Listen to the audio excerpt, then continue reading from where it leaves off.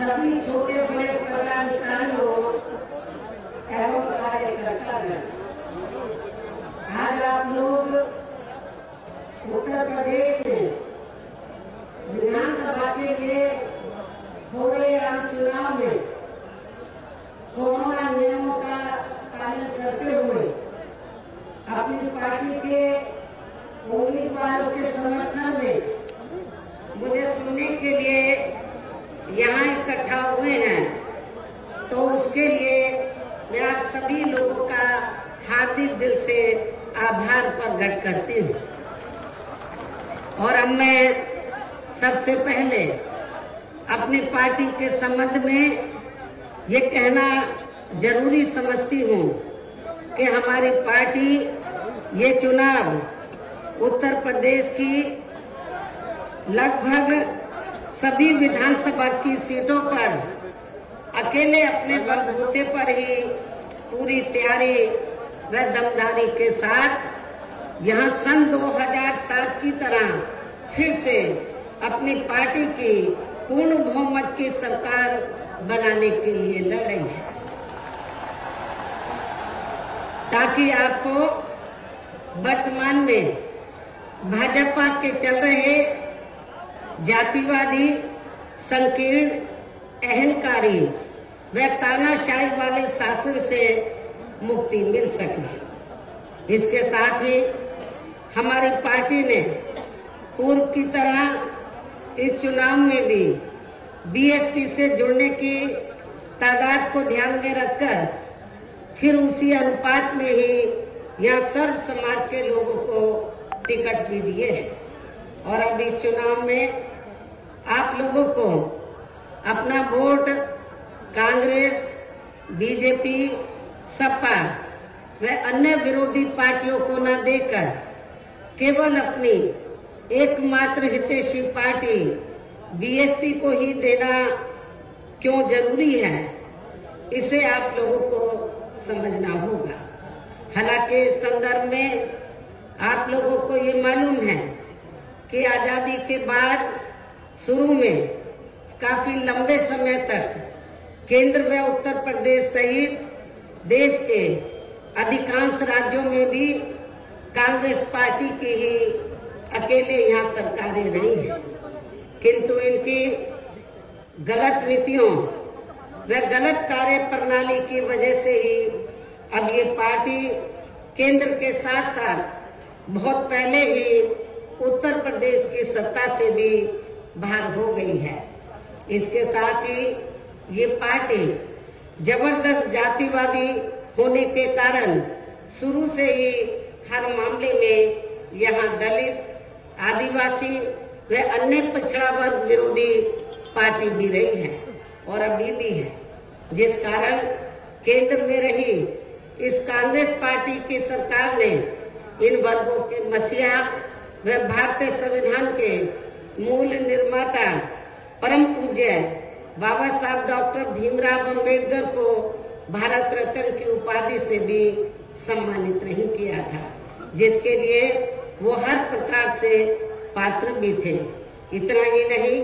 बल्कि इनकी मूवमेंट को आगे बढ़ाने के लिए अपनी पूरी जिंदगी समर्पित करने वाले मान्यवर श्री कांशीराम जी के देहांत होने पर भी केंद्र में उस समय इसी कांग्रेस पार्टी की रही सरकार ने उनके सम्मान में एक दिन के लिए भी राष्ट्रीय शोक घोषित नहीं किया था, तथा न ही इस पार्टी की रही सरकार ने पिछड़े वर्ग की आरक्षण संबंधी मंडल कमीशन की रिपोर्ट को भी लागू किया था, जिसे फिर बीएसपी ने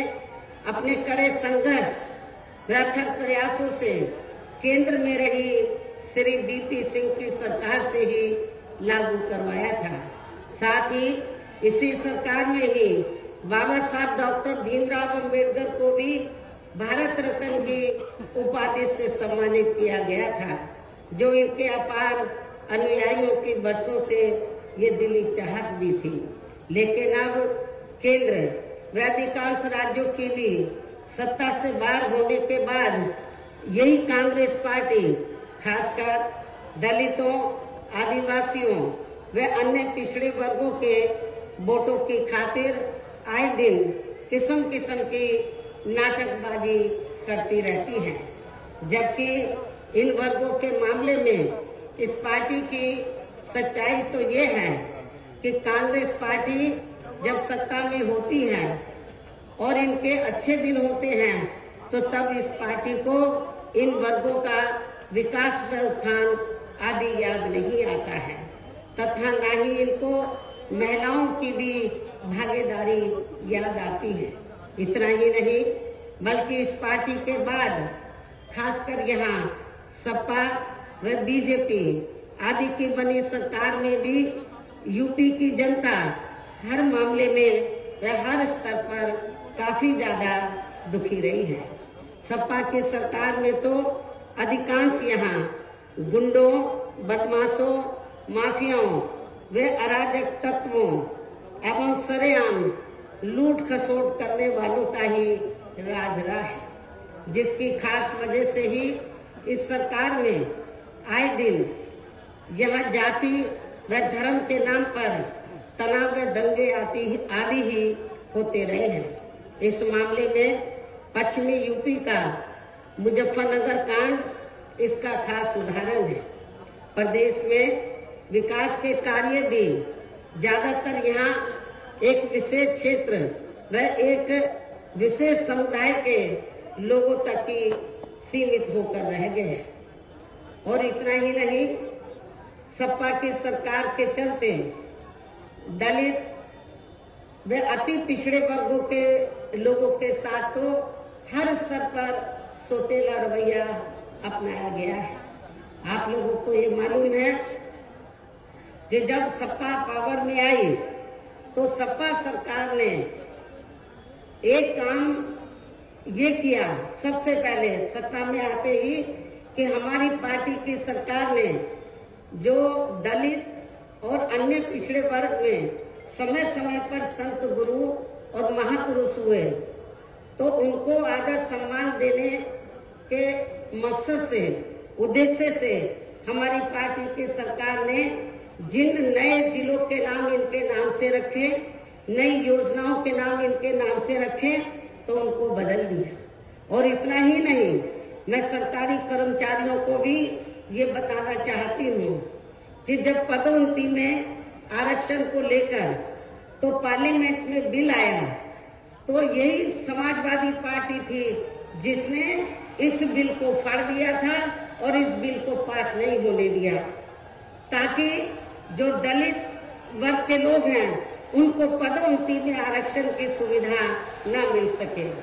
ये समाजवादी पार्टी का कैरेक्टर है, चाल चरित्र है। इसी प्रकार भाजपा सरकार की भी नीतियां व कार्यशैली अधिकांश यहाँ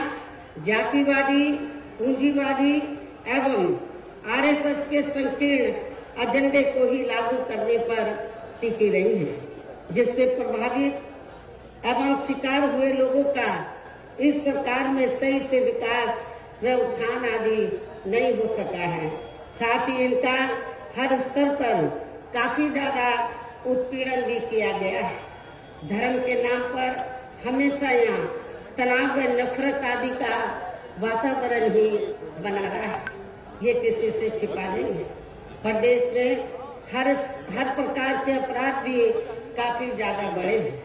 खासकर दलित व महिलाएं भी इस सरकार में कतई भी सुरक्षित नहीं रही हैं, लेकिन मीडिया में इनके आंकड़ों को ज्यादातर दबा दिया जाता है। आपके आगरा में तो इतना बुरा हाल है दलितों का कि पुलिस की कस्टडी में तो दलित वर्ग के एक नवयुवक को मार दिया जाता है, ये भी किसी से छिपा नहीं है। इसके अलावा प्रदेश में गरीबों, मजदूरों, बेरोजगारों व अन्य मेहनतकश लोगों के साथ साथ दलितों, आदिवासियों, अन्य पिछड़े वर्गों, मुस्लिम एवं अन्य धार्मिक अल्पसंख्यक समाज के लोगों के हित व कल्याण के लिए वर्षों से जो भी यहाँ सरकारी योजनाएं चल रही थी तो उनका भी इन्हें इस सरकार में सही से पूरा लाभ नहीं मिल सका है। खासकर दलितों व पिछड़ों को आरक्षण का भी पूरा लाभ नहीं मिल सका है, क्योंकि इन्होंने ज्यादातर सरकारी कार्य प्राइवेट सेक्टर के जरिए ही कराए हैं, जिसमें इनके लिए आरक्षण की कोई भी व्यवस्था नहीं है। सरकारी नौकरियों में भी इनका आरक्षण का कोटा भाजपा सरकार में भी पूरा नहीं किया गया है। मुस्लिम व अन्य धार्मिक अल्पसंख्यक समाज के लोगों के साथ तो बीजेपी की सरकार में अधिकांश इन्होंने पक्षपात वाला रवैया ही अपनाया है। इतना ही नहीं, बल्कि इस बार बीजेपी की सरकार में अपर कास्ट समाज में से विशेषकर प्रबुद्ध वर्ग भी हर मामले में अपने आप को काफी ज्यादा उपेक्षित रहा है। इसके अलावा इनकी गलत आर्थिक नीतियों के कारण यहाँ गरीबी, बेरोजगारी व महंगाई आदि भी काफी ज्यादा बढ़ी है। खासकर चुनाव घोषित होने से पहले तो डीजल, पेट्रोल व रसोई गैस आदि की आए दिन बढ़ी कीमतों ने भी जनता की काफी ज्यादा मुश्किलें बढ़ाई हैं और ऐसा लगता है कि चुनाव खत्म होने के बाद उन्हें इनकी कीमतें बढ़ा दी जाएंगी। इसके साथ साथ उत्तर प्रदेश सहित पूरे देश के किसान भी केंद्र सरकार की गलत नीतियों के कारण काफी ज्यादा दुखी व परेशान रहे हैं और अभी भी परेशान हैं। प्रदेश में बेरोजगार लोगों को रोजगार नहीं मिलने के कारण ही ज्यादातर इनको पलायन भी करना पड़ा है। आप लोगों को ये मालूम है, आजादी के बाद कांग्रेस पार्टी लंबे अरसे तक यहाँ सत्ता में रही, लेकिन यहाँ रोटी रोटी के साधन नहीं मिलने के कारण बड़े पैमाने पर इनका पलायन हुआ। ये लोग पलायन करके चले गए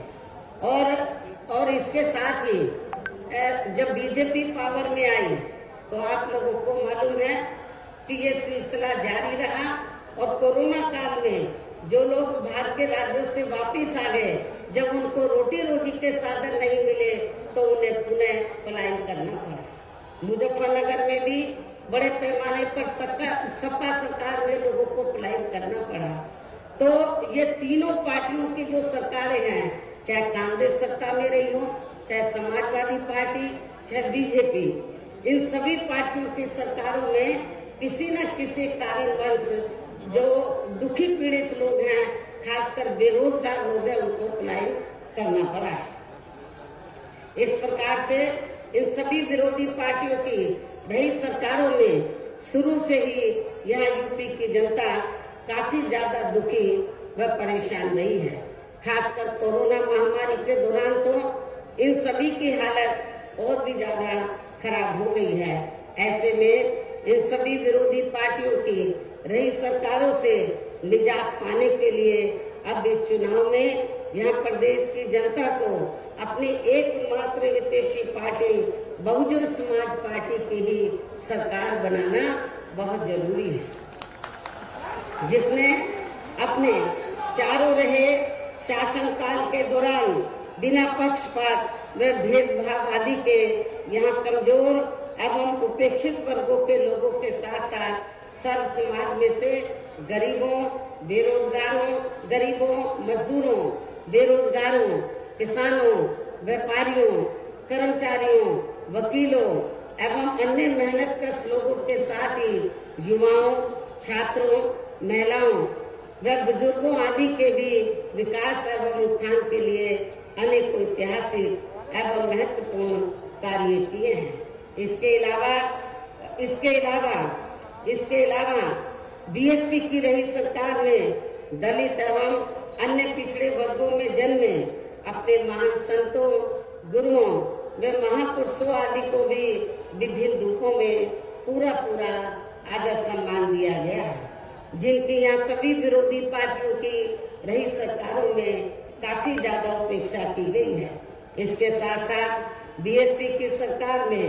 पूर्व की तरह ही यहाँ सभी वर्गों, धर्मों व विभिन्न क्षेत्रों में लगे लोगों के हितों में भी फिर से ऐतिहासिक कार्य किए जाएंगे। प्रदेश में विशेषकर गरीबी व बेरोजगारी आदि को दूर करने के लिए जरूरी कदम उठाए जाएंगे और ये हमारी सरकार का इस बार भी मुख्य एजेंडा होगा। साथ ही किसी भी मामले में किसानों को भी निराश नहीं होने दिया जाएगा। इसके अलावा आपके इस क्षेत्र की जो भी आपके आगरा मंडल में तो सभी जिलों में जो भी स्थानीय समस्याएं होंगी तो उन्हें भी जरूर दूर किया जाएगा। वैसे आप लोगों को मालूम है कि आगरा और फिरोजाबाद में तो जो यहाँ स्थानीय कारोबार चल रहे हैं इनकी कुछ समस्याएं हैं तो उनको भी दूर किया जाएगा। ये भी मैं आप लोगों को विश्वास दिलाना चाहती हूँ। साथ ही केंद्र व यूपी सरकार के भी विवादित, इसके साथ ही केंद्र व यूपी सरकार के भी विवादित नियमों व कानूनों को यहाँ जल्दी से लागू नहीं होने दिया जाएगा। इतना ही नहीं बल्कि बीएसपी की रही सरकार में जिन महान संतों, गुरुओं एवं महापुरुषों आदि के आदर सम्मान में व उनके नाम पर जनहित की जो अनेकों योजनाएं शुरू की गई थी, साथ ही नए जिलों के नाम भी रखे गए थे, तो उन्हें अधिकांश, जैसा कि मैंने आप लोगों को बताया कि उन्हें अधिकांश सपा सरकार द्वारा बदल दिया गया है, जिससे उनके प्रति इनकी हीन व जातिवादी मानसिकता भी साफ झलकती है तथा जिन्हें फिर बीएसपी की सरकार बनने पर जरूर बहाल कर दिया जाएगा। इसके साथ साथ बीएसपी की नई सरकार में सर्व समाज के व विभिन्न क्षेत्रों में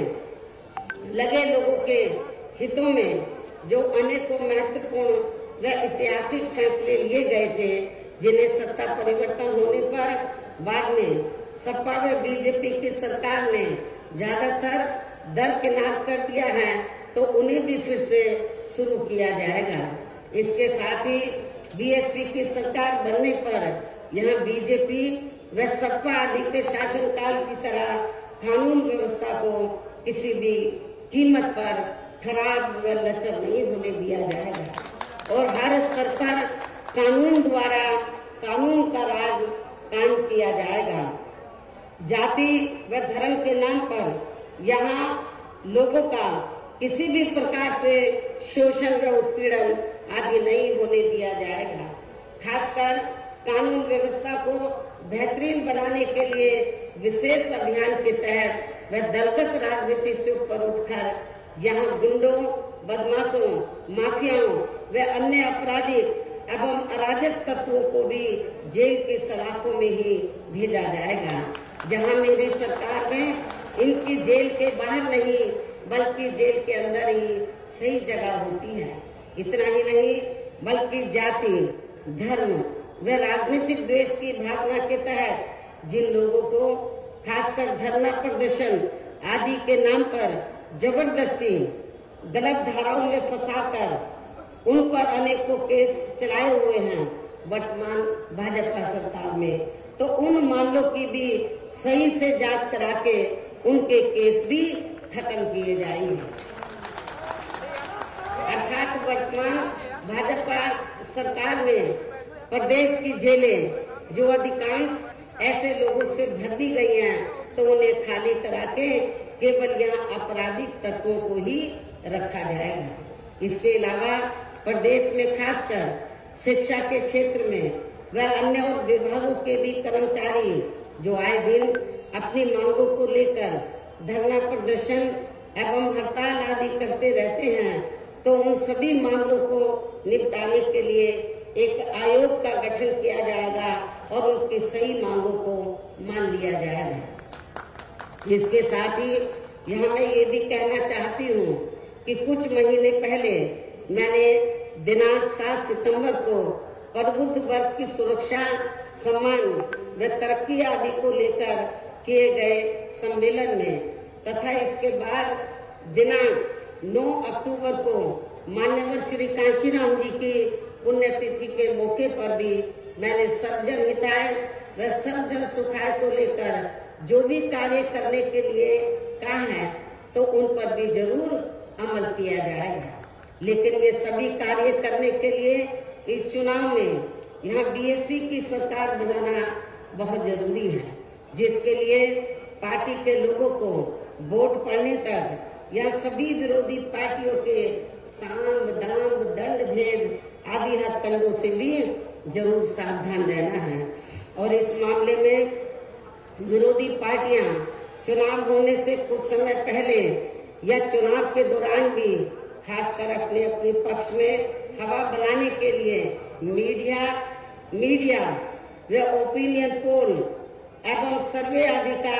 जो बड़े पैमाने पर गलत इस्तेमाल करती हैं, तो उससे आप लोगों को बिल्कुल भी गुमराह नहीं होना है। ये बात मैं आपको बार बार कहती रही हूँ और आज फिर दोहराना चाहती हूँ। इतना ही नहीं बल्कि इस बार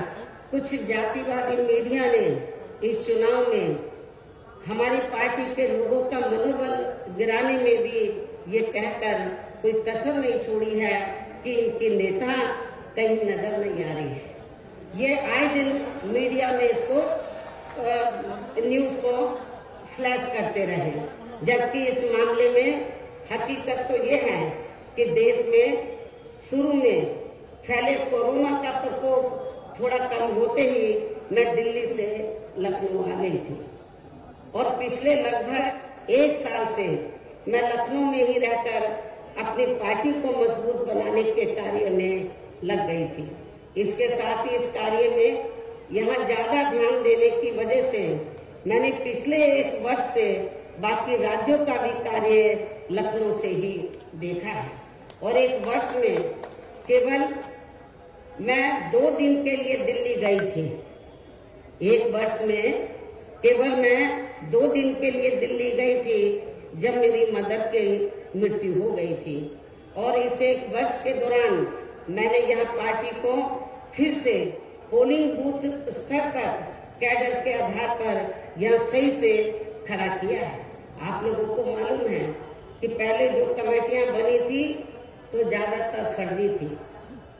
केवल हमारे लोग बता देते थे, नीचे के स्तर के पदाधिकारियों को खुद जाकर कमेटी नहीं बनाते थे। इस बार मैंने सख्त निर्देश दिए कि कमेटी सही होनी चाहिए और जो बड़े बड़े पदाधिकारी हैं वो भी जाकर कमेटी बनाएंगे, ये भी मैंने कहा। तो इस एक कहने का तात्पर्य यह है कि इस 1 वर्ष के दौरान मैंने यहाँ पार्टी को फिर से पोलिंग बूथ स्तर पर कैडर के आधार पर यहाँ सही से खड़ा किया है तथा सर्व समाज के काफी नए लोगों को भी तैयार किया है। इसके साथ ही पोलिंग बूथों की कमेटियों के बनने के बाद फिर मैंने अपने ज्यादातर निवास स्थान पर ही उनकी समीक्षा बैठकें भी की है और ये कार्य खत्म होने के बाद फिर मैंने इस बार उम्मीदवारों का चयन करने के मामले में भी विशेष ध्यान दिया है, क्योंकि इस मामले में पिछले चुनाव में हमारी पार्टी के कुछ वरिष्ठ नेताओं ने जो अधिकांश दूसरी पार्टियों में चले गए हैं, उन्होंने काफी विश्वासघात किया है। पिछले बार चुनाव में उन्होंने काफी विश्वासघात किया, न जातीय समीकरण का ध्यान रखा, बल्कि सुनने में तो ये आया कि दूसरी पार्टियों के उम्मीदवारों से साठगांठ करके हमारे नेताओं ने ज्यादातर डमी कैंडिडेट खड़े कर दिए, जिसकी वजह से पिछले विधानसभा चुनाव में हमारी पार्टी का अच्छा रिजल्ट नहीं आ सका।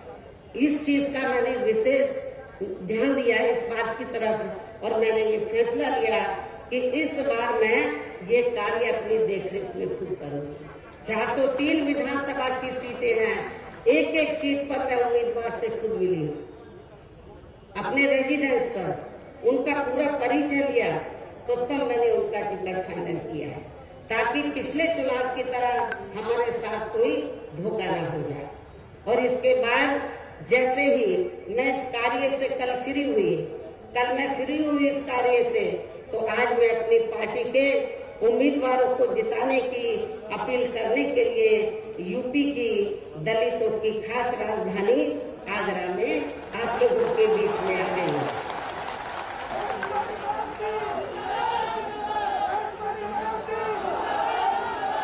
लेकिन मुझे भी लेकिन मुझे भी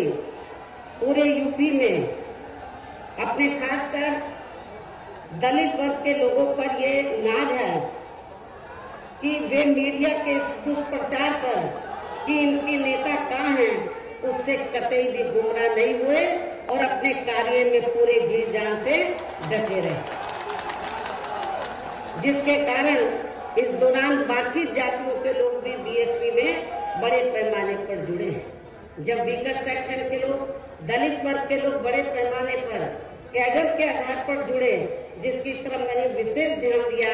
तो फिर जो बाकी जातियां वो भी बड़े पैमाने पर बीएसपी में जुड़ी है। और अब इस बार चुनाव में फिर से मैं मीडिया बंधुओं को ये बताना चाहती हूँ, जो ये गलत खबर दिखाते रहे कि बहन जी की तरह है, बहन जी इसी काम में लगी थी, इनको मैं बताना चाहती हूँ चुनाव की तैयारी में लगी हुई थी। और अब मैं मीडिया बंधुओं को ये बताना चाहती हूँ कि अब इस बार चुनाव में फिर से सन 2007 की तरह बीएसपी का चौंकाने वाला रिजल्ट आएगा। ये भी मैं मीडिया बंधुओं को बताना चाहती हूँ। आप लोगों को याद होगा कि जब सन 2007 में विधानसभा का आम चुनाव हुआ था, तो उस दौरान मीडिया इस बात के चुनाव की तरह बीएसपी को कहीं आंकता नहीं था। और बीएसपी के बारे में क्या बोलता था, इनका ओपिनियन पोल, सर्वे आदि क्या बोलता था कि बीएसपी तीसरे नंबर पर रहेगी। जब रिजल्ट आया तो बीएसपी नंबर 1 पर आई और एब्सोल्यूट मेजॉरिटी की सरकार बनी। और मुझे तो लग रहा है ऐसा इस बार भी होने वाला है। मीडिया का ओपिनियन पोल, सर्वे आदि धरा का धरा रह जाएगा। इसके साथ ही मैं आप लोगों को ये भी कहना चाहती हूँ कि आप लोगों को पूर्व की तरह इस चुनाव में भी विरोधी पार्टियों ने विभिन्न रूपों में जो अपने हवाई व प्रलोभन भरे चुनावी घोषणा पत्र आदि जारी किए हैं, जिन्हें सत्ता में आने के बाद ये पार्टियां अधिकांश अमल में नहीं लाती हैं, तो उनके बहकावे में भी आपको कतई नहीं आना। जबकि इस मामले में बीएसपी किसी भी चुनाव में विरोधी पार्टियों की तरह अपना कोई भी चुनावी घोषणा पत्र आदि जारी नहीं करती है, क्योंकि बीएसपी कहने में बहुत कम बल्कि कार्य करके दिखाने में ही ज्यादा विश्वास रखती है। और ऐसा हमने यहाँ यूपी में अपने चारों रही सरकारों के दौरान करके भी दिखाया है। इतना ही नहीं बल्कि हमारी पार्टी के चारों रही सरकारों ने प्रदेश में बिगड़ी हुई कानून व्यवस्था को सुधारने के साथ साथ जो असंख्य के साथ साथ प्रदेश के विकास एवं आम जनहित के लिए जो असंख्य अति महत्वपूर्ण कार्य किए हैं, वो अभी तक यहाँ किसी भी विरोधी पार्टी की सरकार ने नहीं किए हैं। आपको मालूम है कि बीजेपी के लोग कहते रहते हैं हमने गरीबों को इतने मकान दिए हैं, कहीं नजर आ रहे हैं। जब मेरी सरकार थी आपके आगरे में ही बड़े पैमाने पर हमने गरीबों को फ्री मकान बनाकर दिए, वो आपको नजर आते हैं। कहाँ हैं इनके मकान? तो वो आपको बहुत कम ही नजर आएंगे। बल्कि और इतना ही नहीं, तो मैं जैसा कि आपको बताया कि हमारी सरकार ने प्रदेश के विकास एवं आम जनहित के लिए जो असंख्य अति महत्वपूर्ण कार्य किए हैं, वो अभी तक यहाँ किसी भी विरोधी पार्टी की सरकार ने नहीं किए हैं। बल्कि ज्यादातर उन्हीं कार्यों के नाम जो हमारी सरकार ने कार्य किए थे, बल्कि ज्यादातर उन्हीं कार्यों के नाम व स्वरूप आदि बदलकर अब विरोधी पार्टियों की सरकारें उन्हीं को ही भुनाने में लगी है। लेकिन उन कार्यों के प्रति इनकी नियत व सोच सही नहीं होने के कारण उसमें भी ये पार्टियां ज्यादा सफल नहीं हो पा रही हैं। इन्हीं जरूरी बातों के साथ ही हम मेरा यही कहना है कि आप लोगों को इस चुनाव में अपने हित व कल्याण के लिए या फिर से यूपी में बीएसपी की सर्वजन हिताय व सर्वजन सुखाय की नीतियों पर आधारित सरकार बनाना बहुत जरूरी है। और इसके लिए पार्टी के लोगों को, इसके लिए बीएसपी के लोगों को वोट पड़ने वाले दिन कोरोना नियमों का पालन करते हुए सबसे पहले सुबह उठते ही व समय से अपने अपने पोलिंग बूथों पर अपना वोट डालने के लिए जाना है। वोट वाले दिन याद रखो, बहुजन समाज पार्टी के लोगों जो बीमार हैं, बुजुर्ग हैं, उनको छोड़कर जो बाकी लोगों को उस दिन आप लोगों को उपवास रखना है। कब तक? जब तक आप लोग अपने अपने पोलिंग बूथों पर वोट डालकर अपने घरों में वापस नहीं आ जाते। और इस मामले में हमारी जो महिलाएं हैं वो भी पीछे नहीं रहेंगी, ये भी मैं बताना चाहती हूँ। तो सुबह उठते ही सबसे पहले अपने अपने पोलिंग बूथों पर आप लोगों को वोट डालने के लिए जरूर जाना है। इसके साथ ही आपका वोट अन्य कोई व्यक्ति डाल न सके, इसका भी आप लोगों को खुद ही ध्यान रखना है। इसके साथ साथ अपनी पार्टी का कोई भी वोट पड़ने से ना रह जाए तो उसका भी पार्टी की हर पोलिंग बूथ की कमेटी को विशेष ध्यान रखना है। और अब अंत में मेरी बीएसपी के लोगों से यही अपील है कि पार्टी ने या आपके क्षेत्र में, आपके आगरा मंडल में जिन भी विधानसभा की सीटों पर अपने उम्मीदवारों को चुनाव के मैदान में उतारा है, जो यहाँ आपके बीच में मौजूद भी हैं। हमारे आगरा मंडल के जो प्रत्याशी हैं, तो जहाँ जहाँ से भी वो चुनाव लड़े हैं, तो जिनको हमने चुनाव के मैदान में उतारा है, ये आपके सामने जो स्टेज बना है आपके बीच में यहाँ खड़े हुए हैं और आप लोगों से वोट की अपील कर रहे हैं। और बीएसपी के जो ये उम्मीदवार हैं तो इनको जिताने के लिए आप लोगों से अपील कर रहे हैं जो यहाँ आपके बीच में मौजूद हैं। तो उन्हें आप लोगों को वोट वाले दिन अपनी पार्टी के हाथी चुनाव चिन्ह के सामने वाले बटन को दबा के जरूर जिताना है। बीएसपी का चुनाव चिन्ह क्या? हाथी। और आपकी आबादी हाथी की तरह विशाल है। आप लोगों को अपनी विशाल आबादी को ध्यान में रखकर, आपका वोट बहुत ज्यादा है, आप लोगों को हाथी चुनाव चिन्ह के सामने वाले बटन को दबाकर इनको जरूर कामयाब बनाना है। अपनी पार्टी के लोगों को, जो जिम्मेवार लोग हैं, उनको ये बताना है, इस क्षेत्र, इस मंडल के लोगों को,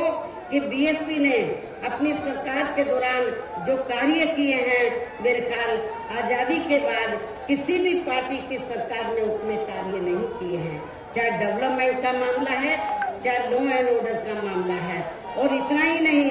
जिन हमारे संतों, गुरुओं और महापुरुषों को वर्षों से आदर सम्मान नहीं मिला था, उन्हें भी हमारी पार्टी की सरकार ने पूरा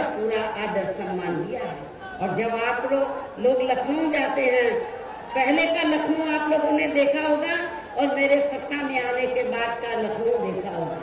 लोग बाहर के राज्यों से आते हैं, विदेशों से आते हैं, कहते हैं कि ये तो लखनऊ की तस्वीर बदल गई, लखनऊ की तस्वीर बदल गई। और इतना ही नहीं, आपके आगरा मंडल में भी मैंने काफी काम किया। लोग कहते हैं कि मथुरा धार्मिक स्थल है, मथुरा जिला में मंदिर है, मस्जिद है, गुरुद्वारे हैं, बौद्ध विहार है, सब हैं, लेकिन उसको, उस धार्मिक स्थल को, उस जिले में विभिन्न धर्मों को मानने वाले लोग रहते हैं, विभिन्न धर्मों के, लेकिन उस जिले का जो थोड़ा घना विकास हुआ मेरी सरकार में हुआ, उसके बाद मथुरा जिले का कोई विकास नहीं हुआ है। ये भी मैं मथुरा के लोगों को बताना चाहती हूँ। केवल मीडिया में हवाई बातें करते रहते हैं और लोगों को धर्म की आड़ में, उनके जो भावनाएं हैं, तो उनकी भावनाओं की आड़ में तो लोगों का वोट लेने का प्रयास करते हैं, लेकिन हकीकत में जमीनी तौर पर वहाँ पर कोई विकास का काम वर्तमान भारतीय जनता पार्टी की सरकार में नहीं हुआ है। यही सपा सरकार का हाल था। और बीजेपी को खुश नहीं करना है, ज्यादातर वो मीडिया में घूमते रहते हैं। विकास के कार्य आप लोगों ने देखे हैं, कहीं आपको विकास नजर आया आप लोगों का? अपना पूरे 5 साल के अंदर कोई आपका विकास नहीं हुआ। आप लोगों के साथ जुल्म जाती हुई है। विकास किनका हुआ है? जो बड़े बड़े पूंजीपति हैं, जो बड़े बड़े धन्ना सेठ हैं, जो आरएसएस के लोग हैं, उनका विकास हुआ है। आप लोगों का विकास नहीं हुआ है। यदि आप लोग चाहते हैं कि आप लोगों का विकास हो, सर्व समाज का विकास हो, तो आप सभी धर्मों के लोगों का विकास हो, सभी जाति के लोगों का विकास हो, तो फिर आप लोगों को बहुजन समाज पार्टी के आगरा मंडल से जो हमने अपने प्रत्याशी चुनाव के मैदान में उतारे हैं, तो उन्हें अब आप लोगों को वोट वाले दिन अपनी पार्टी के हाथी चुनाव चिन्ह के सामने वाले बटन को दबा के जरूर जिताना है। और फिर से आपको यहाँ सन 2007 की तरह ही बीएसपी की अपनी पूर्ण बहुमत की सरकार जरूर बनाना है। तभी फिर प्रदेश में यहाँ अमन चैन कायम होने के साथ साथ सभी धर्मों व वर्गों के लोगों का भी सही से विकास व उत्थान आदि हो सकता है। साथ ही यहाँ अन्याय, अपराध, भय व भ्रष्टाचार मुक्त एवं विकास युक्त वातावरण भी पैदा हो सकता है। और तभी फिर यहाँ परम पूज्य बाबा साहब डॉक्टर भीमराव अम्बेडकर एवं मान्यवर श्री कांशीराम जी आदि का भी सपना सही साकार हो सकता है। और इस उम्मीद के साथ ही अब मैं यही कहना चाहूंगी, क्या कहना चाहूंगी कि अब आपको हर पोलिंग बूथ को जिताना है, बीएसपी को सत्ता में लाना है। आप लोगों को हर पोलिंग बूथ को जिताना है, बीएसपी को सत्ता में लाना है। इस विश्वास के साथ ही अब मैं पुनः अपनी पार्टी के उम्मीदवारों को जिताने की पुरजोर अपील करते हुए अपनी बात यही समाप्त करती हूँ। जय भीम, जय भारत।